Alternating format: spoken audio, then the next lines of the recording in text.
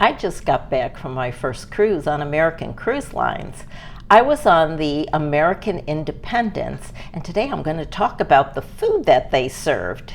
Now, I've been on 47 other cruises, so I have a lot of experience in dining on cruise ships, and I always compare one cruise ship to another. I can't help it. So I'm going to tell you about the food that they served. Hi, I'm Sandy from Sandy Over 70. Thanks for watching. I hope you'll subscribe if you haven't already and click the little like button. Now let me tell you about the food.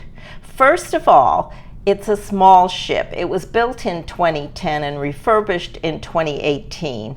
And there are only 90 passengers on board. There is one dining room. There's no alternative dining, no. It is open seating from 5:30 to 7:30. There is a cocktail hour from 5:30 to 6:30. In the room upstairs, the Chesapeake room, which is their entertainment facility. And although they don't have a bar on this ship, they do set up a table and they line it up with every kind of drink imaginable, all kinds of alcohol, all the wines you could want, sodas, and they even have caffeine-free Diet Coke, which is something I don't find very often. Water, whatever you like. And people line up and they'll make your drink. They'll custom make your drink for you. So it's very nice, whatever you want. And there's no charge extra for that. It's included. They also have a table set up across the room where they serve hot hors d'oeuvres and some cold hors d'oeuvres like cheese and crackers and things like that. And that was always very tasty. That goes from 5:30 to 6:30, and most people will stop by. And then most of them will, at some point, go to the dining room. So it kind of spreads out the traffic a little. Some people eat early at 5:30. Many will go at 6:30 after cocktail hour is over. When we arrived on the ship, it was lunchtime. So we did go to the dining room. And we found a lunch menu, which we ordered from. But on the other side of the card, there was a menu for dinner. And there were 3 entree choices, and you could either have a soup or salad, and we needed to fill that out and give it to the waitress. We did put our name and cabin number on it. However, I understand that they don't hold you to it. They don't look at the menu and then bring you what you ordered because they don't really care. What they're trying to do is get an idea of how many of each item to prepare because there's only 90 passengers and they don't want to waste food. So that makes sense. And if you can't remember what you ordered, that's fine too. You can order whatever you like at dinner time. So we did that every day. The first thing I looked for at this luncheon was the buffet because on the large ships, I always head toward the buffet when I arrive on the cruise ship. But the waitress said, no, they used to have a buffet before the pandemic, but they don't anymore.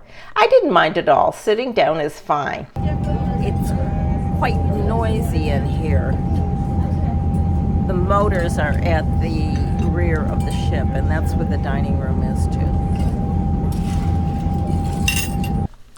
I'm going to show you photos of the food as I talk, and I want to say that the food was very good.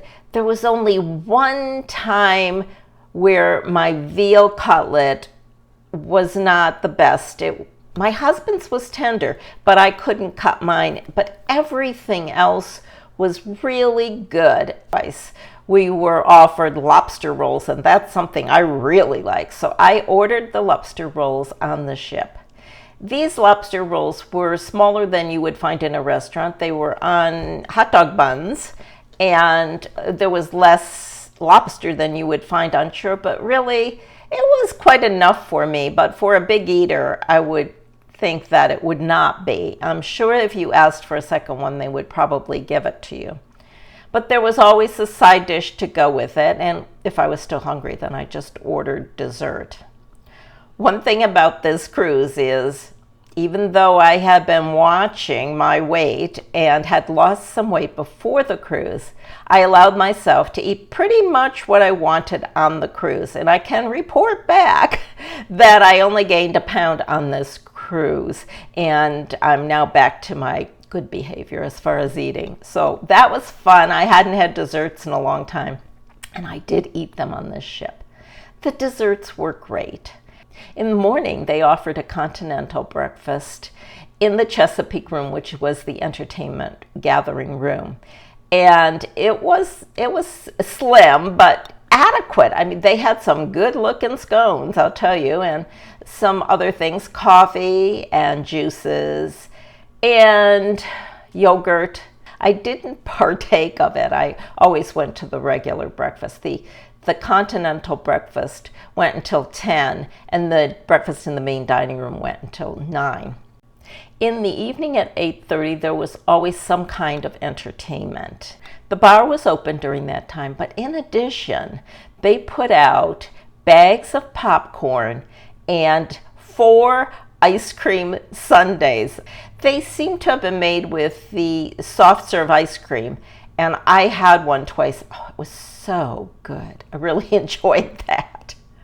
One of the highlights of the cruise was the lobster bake, which was held behind the Sail, Power, and Steam Museum, which we also visited.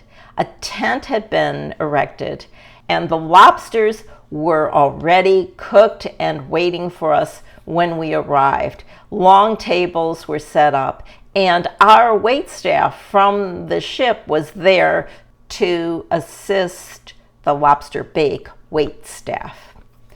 The lobsters were ready for us. There was corn on the cob. There was live music, and they were singing, so it was very festive. One by one, we went up, and a huge lobster was placed on our plate along with an ear of corn. We went back to our table, and they brought us the melted butter. And I sat there, and I looked at the lobster, and I thought, I have no idea what to do with this thing.